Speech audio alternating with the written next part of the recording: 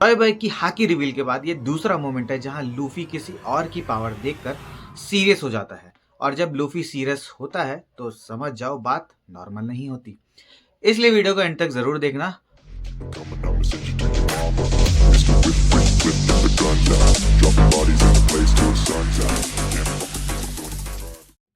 Chapter शुरू होता है एक अनएक्सपेक्टेडली काम कवर पेज से। जोरो और उसके सर पर एक बिल्ली बैठी हुई है। ना कोई वॉर, ना कोई ब्लड, ना कोई केओस। भाई सीन कट होता है पास्ट में।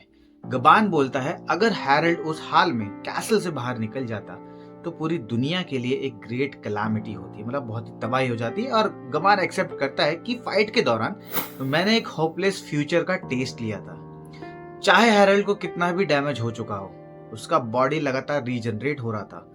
मतलब ये लाइन सिर्फ डर नहीं दिखाती भाई, ये दिखाता है कि शैंक्स जैसे लोग भी कितना हेल्पलेस फील कर चुके थे। गवान धीरे से जारुल की तरफ देखता है और एक भारी सवाल पूछता है, क्या तुम्हें पता था कि ये सीक्रेट ट्रेजर इतना पावरफुल निकलेगा?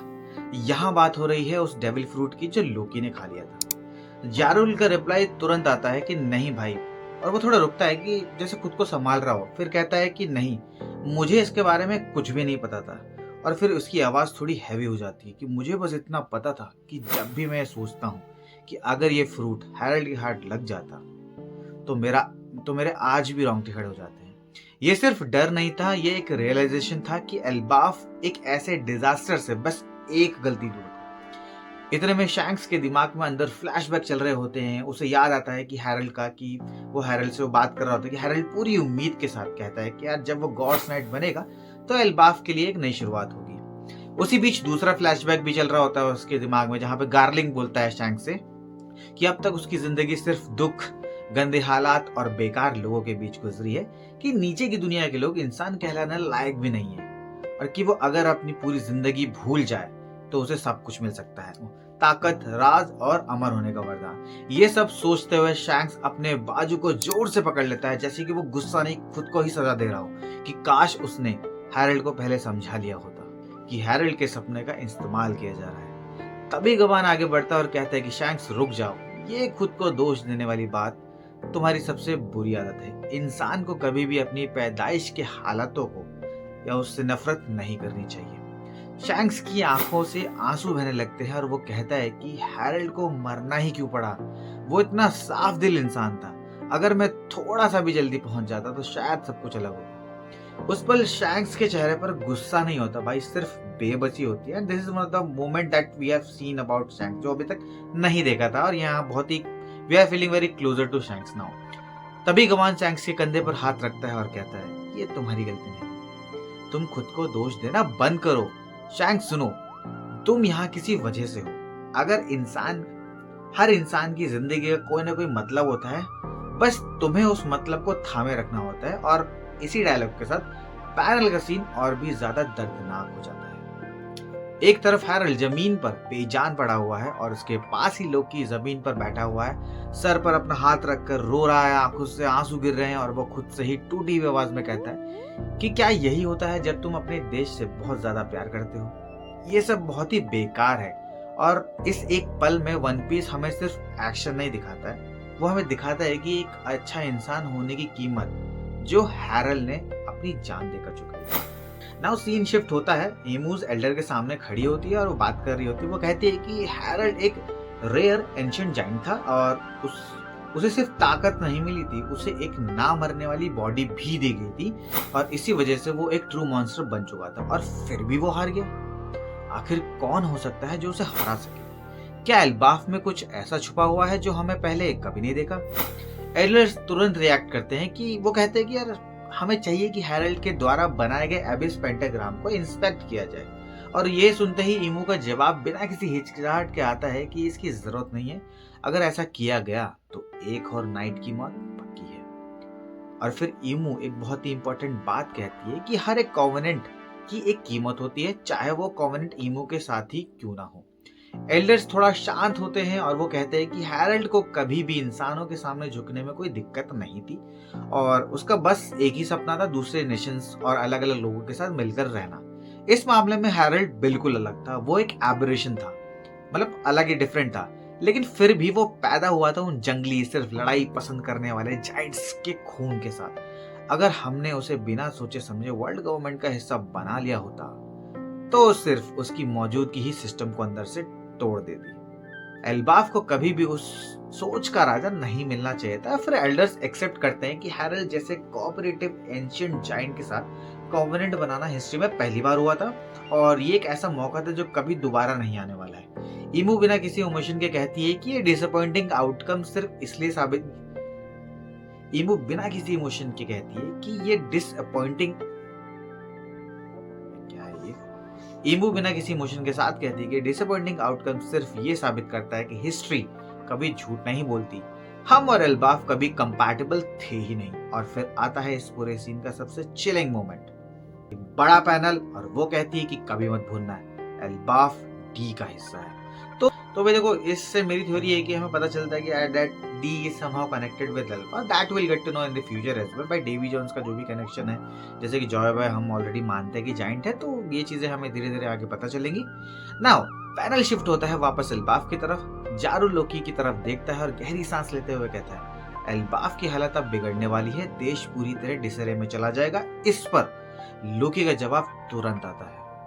वो कहता है कि मैं समुद्र की तरफ जा रहा हूँ, जो भी बचे हुए सोल्जर्स हैं मैं उन सबको साथ लेकर एल्बाफ से दूर निकल जाऊंगा। जारुल एक पल के लिए चुप हो जाता है और फिर एक बहुत इंपॉर्टेंट सवाल पूछता है, और हैरल्ड की आखिरी रिक्वेस्ट का क्या? उसने कहा था ना कि एल्बाफ के लोगों को सच बताया जाए, ये यहाँ आखिर हुआ क्या था? लोकी का चेहरा थोड़ा सा सख्त हो जाता है और वो सीधा जवाब देता है कि मैं ये सब एल्बाफ के लोगों को कभी नहीं बताऊंगा। और फिर वो आगे बढ़कर कहता है कि इस बात को यहीं छोड़ दो, तुम लोग भी किसी को मत बताना कि आज यहाँ क्या हुआ। जारुल तुरंत टोकता है कि अगर हम कुछ नहीं भी बोलेंगे ना, तो तुम्हें पता है ना, तुम्हें लगता है कि लोग इस सब का दोष किस पर डालेंगे। लोकी थोड़ा रुकता है और फिर शांत आवाज में कहता है कि जैसे हमेशा होता आया है, सारा दोष मुझ पर ही जाएगा। और फिर वो एक और कड़वी सच्चाई बोलता है कि सोचो, अगर मैं राजा बन भी जाऊं तो क्या तुम्हें लगता है कि मैं सच में पिता के आइडियल्स को फॉलो कर पाऊंगा? लोकी अपनी तरफ इशारा करता है और कहता है कि मैं इस सब का सामना सिर्फ अपने तरीके से कर सकता हूँ। और फिर वो अपनी नई पावर की बात करता है कि इस एबिलिटी के साथ मैं बूढ़े आदमी और उसके सोल्जर्स के सारे रिग्रेट खुद पर ले लूंगा, एल्बाफ के लिए नहीं, वर्ल्ड गवर्नमेंट के लिए नहीं, बल्कि अपने तरीके से इंसाफ करने के लिए। और यहीं से लोकी का रास्ता बाकी सबसे अलग हो जाता है। जारो लोकी को रोकने की कोशिश करता है और वो कहता है कि तुम जितना आसान समझ रहे हो उतना बिल्कुल भी नहीं होगा। वर्ल्ड गवर्नमेंट एक छोटी सी पावरफुल नहीं है भाई, वो एक बहुत बड़ी ऑर्गेनाइजेशन है और उनसे टकराना सीधा नहीं होता भाई, इतना आसान है जितना तुम सोच रहे हो।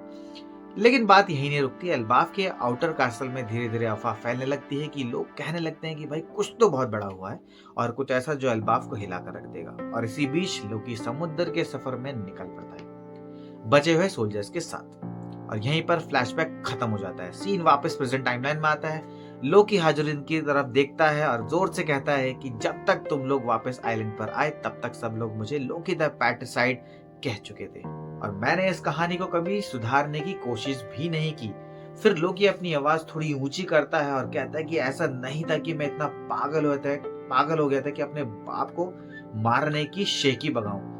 मैं बस ये नहीं चाहता था कि जो भी वो कुछ मानता था, जो आइडियल्स उसके थे, सब कुछ सिर्फ इसलिए बेकार कह दिए जाएं क्योंकि चीजें आखिर में इस तरह खत्म हुई। फिर लोकी एक आखिरी सवाल पूछता है कि ये सब ध्यान में रखते हुए क्या तुम्हें सच में लगता है कि मुझे सब कुछ एल्बाफ के लोगों को बता देना चाहिए था? इस पर गबान बीच में बोलता है कि ये सच बोल रहा है, समझने की कोशिश करो। और फिर लोकी थोड़ी थकान के साथ ऐड करता है कि मैं सच में ये सब दोबारा जीना नहीं चाहता हूँ। इस पल में लोकी विलन नहीं लगता भाई, वो सिर्फ एक इंसान लगता है जो गलत समझा गया और फिर भी एल्बाफ का बोझ अकेले उठाकर चल पड़ा। और यहीं से चैप्टर का इमोशनल कोर और ज्यादा गहरा हो जाता है। हाजुरुद्दीन धीरे से लोकी की तरफ देखता है और कहता है कि एल्डर जारुल हमेशा तुम्हारे एग्जीक्यूशन के खिलाफ थे और अब मैं समझ पा रहा हूँ कि तुमने ये सच इतने सालों तक छुपाकर क्यों रखा। हाजुरुद्दीन थोड़ा रुकता है और फिर भारी आवाज में बोलता है कि बाप का खुद मौत को चुन लेना सिर्फ इसलिए क्योंकि वो वर्ल्ड गवर्नमेंट के मैनिपुलेशन के आगे झुकना नहीं चाहते थे, इसका मतलब ये कि वर्ल्ड गवर्नमेंट पूरा टाइम हमारा दुश्मन रही है। फिर हाजुरुद्दीन खुद से एक सवाल करता है कि मैं सोचता हूँ कि उन्होंने पिता के साथ आखिर ऐसा क्या किया होगा। इस बात पर गबान बीच में बोलता है कि हाँ, और अब उन्होंने और भी नाइट्स एल्बाफ भेज दिए हैं, ऐसे नाइट्स जिनका हैरल्ड से गहरा संबंध था। और सच ये है कि लोकी खुद भी हैरल्ड की होली नाइट में हुए सारे सौदों के बारे में पूरी तरीके से नहीं जानता था। ये सुनकर हजरुद्दीन लोकी की तरफ देखता है और पहली बार उसकी आवाज में बिल्कुल नमी होती है और वो कहता है कि यार, पिता के बारे में हम दोनों एक जैसा महसूस करते हैं और मैं तुमसे माफी मांगना चाहता हूँ सब कुछ के लिए। हजरुद्दीन आगे बढ़ता है, लोकी से कहता है कि एल्बाफ के लिए आओ हम दोनों साथ खड़े हों। ये सिर्फ सुलह नहीं है, ये एक स्टैंड है वर्ल्ड गवर्नमेंट के खिलाफ। तो शायद आगे जाके हमें बहुत ही औसम फाइट देखने को मिल सकती है भाई। हजरुद्दीन धीरे से आगे बढ़ता है और लोकी की चेन्स खोल देता है और चेन्स गिरते ही लूफी खुश हो पड़ता है कि और बोलता है कि भाई अब सही है लोकी, अब तो तुम फाइट कर सकते हो। और भाई तभी आसमान से एक भयानक चीज सीधा नीचे गिरती है। एक जाइंट स्केलेटन मॉन्स्टर बाहर निकल कर आता है। चॉपर शॉक में चिल्लाता है कि भाई ये वही मॉन्स्टर में से एक है जो ऊपर रैम्पेज मचा रहे हैं और वहां बहुत सारे क्रीचर्स हैं जो बहुत बेकाबू हो चुके हैं। हजरुद्दीन आंखें फाड़ कर देख रहा होता है और बोलता है कि भाई ये कहां से आ गया, क्या ये ड्रैगोर है? मैंने इसे पहले कभी नहीं देखा। और तब लोकी मुस्कुरा देता है और वो बिल्कुल शांत आवाज में कहता है कि अच्छा वहां मिल गया भाई, तुम लोग आगे जाओ, मैं बस ऊपर जंप करके आता हूँ। लूफी आंखें बड़ी करके पूछता है कि ये दुनिया में आखिर है क्या ये? और लोकी पहली बार अपनी पूरी तरह आजादी महसूस करता है, जोर से चिल्लाते कि भाई ये सबसे बेस्ट है, मैं मूव कर सकता हूँ, इतना आजाद लग रहा है। चॉपर ये सब देखकर और ज्यादा शौक में रहता है और इस बीच गबान बोलता है, हे डॉक्टर, मुझे पता है तुम मेरी देखभाल करना चाहता है, लेकिन मुझे ऊपर अपने बेटे की ज्यादा चिंता हो रही है। तो चॉपर तुरंत हाँ बोलता है और बोलता है यार तुम्हारी बात तो बिल्कुल सही है। और तभी सांजी गबान और चॉपर को गोद में उठा लेता है और स्काई वॉक करते हुए ऊपर निकल जाता है। अब सीन वापस लोकी और लूफी की तरफ आता है। लोकी गुस्से से बोलता है कि भाई तुम अभी यहाँ क्या कर रहे हो? लूफी हंसते हुए कहता है कि मैं तो बस तुम्हें फाइट करते हुए देखना चाहता हूँ। और फिर लोकी हवा में उड़ता है और रागनीर हैमर उठाता है और सीधा मॉन्स्टर की तरफ बढ़ता है। वो चिल्लाता है और कहता है, रागनीर से बोलता है कि ठीक है भाई, अब दिखाते हैं इसको अपनी असली पावर। और एक ही अटैक का नाम है Nephilim on the panel. Lightning चमकती है, ठंड का तूफान उड़ता है और पूरा स्केलेटन मॉन्स्टर जम जाता है। एक पल में साइलेंस और ये सब देखकर लूफी बिल्कुल चुप हो जाता है। ना हंसी, ना एक्साइटमेंट और सिर्फ एक सीरियस एक्सप्रेशन। जॉय बॉय हैकी रिवील के बाद ये दूसरा मोमेंट है जब लूफी किसी और की पावर देखकर हैरान रह जाता है। और इसी के साथ चैप्टर खत्म। लोकी की पावर, शैंक्स की बेबसी और लूफी का चुप रह जाना, ये सिर्फ एक्शन नहीं था, ये आने वाली बड़ी तबाही का सिग्नल था। अब सवाल ये है कि क्या लोकी जॉय बॉय के लेवल तक पहुंच सकता है या ये सिर्फ एल्बाफ का लास्ट डिफेंस है? अपनी थ्योरी कमेंट में जरूर लिखना, क्योंकि वन पीस का मजा थ्योरी के बिना अधूरा है भाई। और अगर आप वन पीस मांगा को सिर्फ पढ़ना नहीं महसूस करना चाहते हो तो राकोवर्स को सब्सक्राइब करना मत भूलना। हर वीक ऐसे ही डिटेल्ड पैनल बाय पैनल मांगा ब्रेकडाउन्स ही मिलेंगे। तो तब तक के लिए स्टे सेफ, स्टे लेजेंडरी।